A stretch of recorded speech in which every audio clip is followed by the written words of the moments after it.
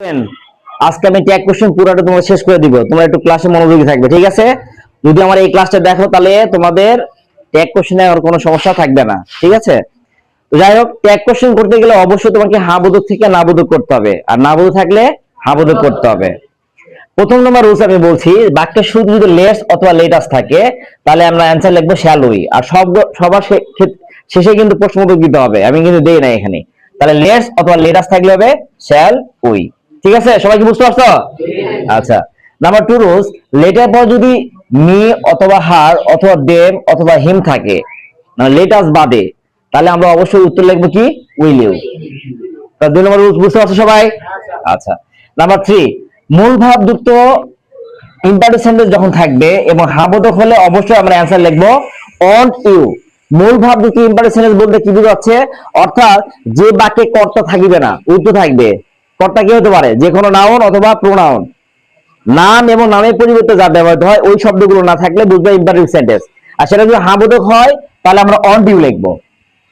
আর যদি নাবোধক হয়, নাবোধক বলতে ওখানে নট কথা থাকবে, ঠিক আছে?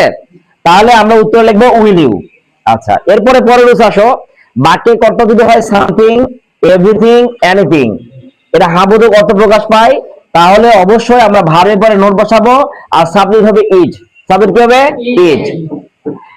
নাথিং, দেখো নাথিংটা হচ্ছে নাবোধক অর্থ প্রকাশ পায়, তাই আমরা ভার্বের পরে শুধু ইট লিখবো।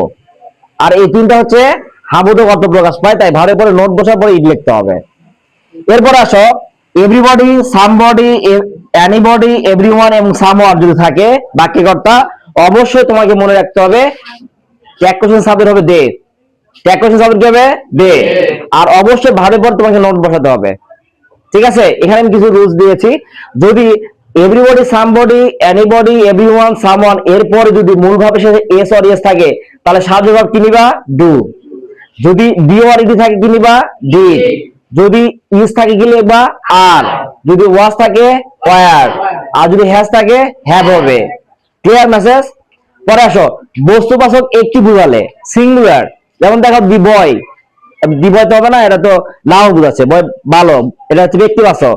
যেমন দেখো দি পেন, সিঙ্গুলার। সিঙ্গুলার বুঝালে কি করবো আমরা? অবশ্যই এখানে ইট বসাবো সিঙ্গুলার হলে, বুঝে গেছে কথা?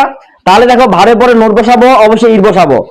আর বস্তুবাচক অনেকটি বুঝালে, আসেন স্যার, হ্যাঁ, বস্তুবাচক অনেকটি বুঝালে তখন আমরা কি লিখবো? অবশ্যই আমরা কি লিখবো? দে লিখবো। দেখো ভারের পরে অবশ্যই নোট লিখবো, সাবজেক্ট হবে দে। যেমন দেখো বার্ড, বার্ড মানে কি বলতো? পাখি। বার্ড